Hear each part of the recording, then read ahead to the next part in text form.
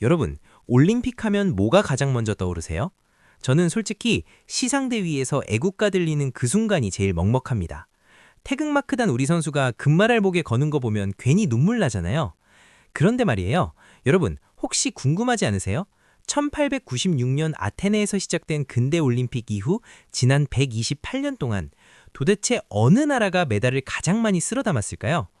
오늘 제가 준비한 건 단순한 숫자 나열이 아닙니다. 이 순위 뒤에는 각국의 자존심, 체제 경쟁, 그리고 제국의 흥망성쇠까지 다 담겨 있어요. 지금부터 보여드릴 탑 15 중에는 이미 지도에서 사라진 나라도 있고 무서운 속도로 치고 올라온 신흥 강자도 있습니다. 그리고 우리 대한민국의 놀라운 위치까지 지금 바로 시작하겠습니다. 먼저 15위, 놀라지 마세요. 총 메달수 약 360개 이상, 금메달만 100개 이상인 우리 대한민국이 바로 15위입니다. 겨우 15위야? 라고 생각하실 수도 있는데요. 잠깐만요. 우리가 올림픽에 처음 참가한 게 언제인지 아세요? 1948년 런던 올림픽입니다. 6.25 전쟁 직전이에요. 폐허나 다름없던 나라에서 단 70여 년 만에 일궈낸 성적이라고요. 대한민국의 주력 종목은 양궁, 태권도, 유도, 사격이고요. 특히 양궁 좀 보세요. 인류 역사상 유례없는 지배력입니다. 여자 단체전은 1988년 서울올림픽 이후 2024년 파리까지 단 한 번도 금메달을 놓치지 않았어요. 10연패입니다. 전 세계가 한국인이 쏜 화살은 신이 조종한다고 믿는 이유가 바로 이겁니다. 14위는 총 메달수 약 470개를 따낸 핀란드입니다. 주력 종목은 육상 장거리랑 레슬링이에요. 지금은 조용한 북유럽 국가 같지만요. 100년 전 핀란드는 육상의 지배자였습니다. 플라잉 핀의 전설, 파보 누름이라는 선수 아세요? 이 사람 혼자서 금메달 9개를 땄어요. 인구 대비 메달수로 따지면 핀란드가 압도적 세계 1위권입니다. 최근 성적은 좀 주춤하지만 초창기에 쌓아올린 저력이 여전히 그들을 상위권에 머물게 하고 있습니다. 13위는 지금은 지도에 없는 유령 국가 동독입니다. 총 메달수 약 519개인데요. 올림픽을 겨우 5번만 참가하고 얻은 결과입니다. 주력 종목은 수영, 육상, 조정이었고요. 동독은 1968년부터 1988년까지 단 5번의 올림픽에 참가해서 500개가 넘는 메달을 땄어요. 말도 안 되는 기록이죠. 하지만 이 이면에는 차가운 냉전의 비밀이 숨어 있습니다. 사회주의의 우월성을 입증하기 위해 국가가 아이들을 선발해서 약물까지 동원하며 메달 기계로 키워냈던 어두운 역사가 있어요. 그들의 메달은 화려하지만 슬픈 빛을 띠고 있습니다.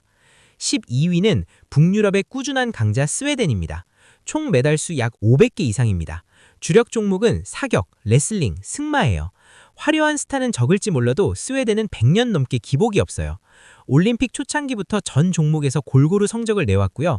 특히 레슬링과 승마에서 전통적인 강세를 보입니다. 기복 없는 실력이 뭔지 보여주는 정석 같은 나라죠. 11위는 수영장을 지배하는 초록빛 물결 호주입니다. 총 메달수 약 560개고요. 주력 종목은 수영, 사이클, 조정이고요.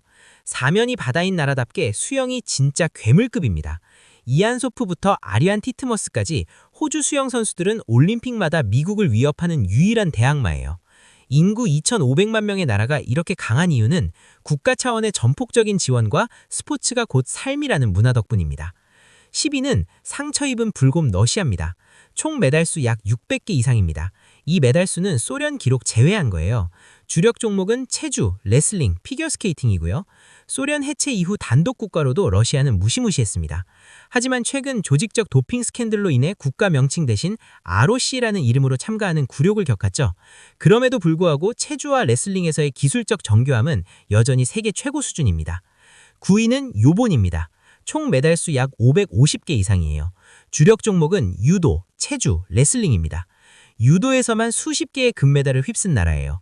최근에는 스케이트보드, 서핑 같은 신규 종목을 발빠르게 공략하면서 2020년 도쿄올림픽을 기점으로 메달 수확 속도가 다시 빨라지고 있습니다. 기초 종목인 체조에서의 전통적인 강세도 무시할 수 없죠. 8위는 인구 대비 최강의 검객인 나라 헝가리입니다. 총 메달수 약 510개 이상입니다. 주력 종목은 펜싱, 수구, 카누예요. 인구가 1000만 명도 안 되는데 8위라고요? 믿기 힘드시죠? 근데 진짜입니다. 헝가리는 펜싱, 특히 사브르 종목에서 전설적인 기록을 보유하고 있어요. 올림픽 펜싱 역사의 절반이 헝가리라고 해도 과언이 아닙니다. 이들에게 스포츠는 작지만 강한 국가의 자존심 그 자체예요. 7위는 게르만의 정밀한 기계론 독일입니다. 총 메달수 약 650개 이상입니다. 서독 포함이고 동독은 제외한 거예요. 독일의 메달은 기술과 시스템의 승리입니다. 고도의 장비가 필요한 카누, 조정, 승마에서 압도적이에요. 과학적인 훈련 시스템과 탄탄한 인프라가 어떻게 메달을 만들어내는지 보여주는 교과서적인 나라죠. 6위는 예술과 검의 하모니 이탈리아입니다. 주력 종목은 펜싱, 사격, 사이클이에요. 이탈리아는 펜싱의 나라입니다. 금메달 개수만 따지면 펜싱에서 세계 최강입니다.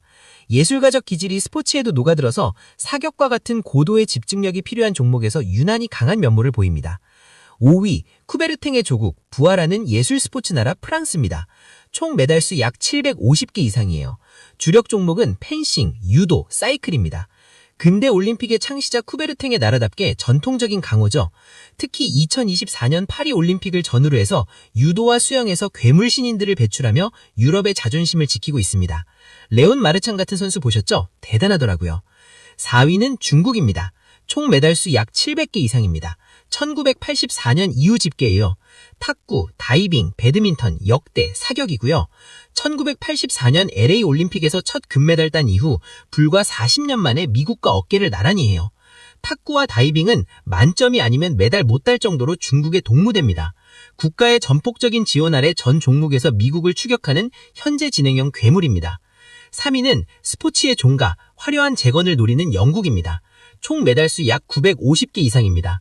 주력 종목은 사이클, 조정, 육상입니다. 한때 침체기를 겪었지만 2012년 런던 올림픽 이후 부활했어요. 사이클 트랙 전 종목을 습관하는 무시무시한 저력을 보였고요. 조정과 승마 같은 전통 클래식 종목에서 여전히 압도적인 메달을 가져갑니다. 2위는 공산주의 제국의 거대한 유산인 소련입니다. 총 메달수 1122개인데요. 겨우 9번만 참가했습니다. 주력 종목은 체주, 육상, 레슬링, 역대였어요.